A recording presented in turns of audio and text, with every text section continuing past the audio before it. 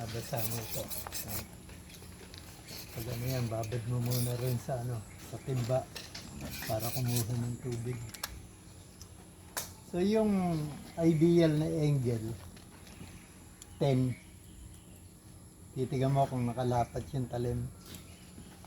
So andun yung point finger mo, yung right side mo, mini-maintain yung angle.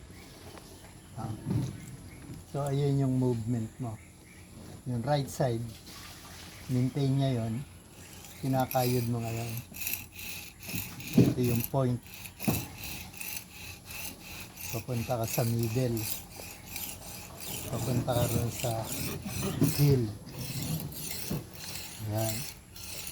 So pag ano yan, nilalagyan mo naman pressure. Andito yung daliri mo. So, kinukuha mo yung entire length ng hasaan. Hindi yung andito ka lang. Later on yun, magiging bangka. Buka yung gitna. Ganun ka lang, dulo. Ito, kuha niya yung dulo. Basta, importante, yung angle na yon, hindi yung nung pinakayod mo, biglang naka-flat, hindi tumatama yung talim.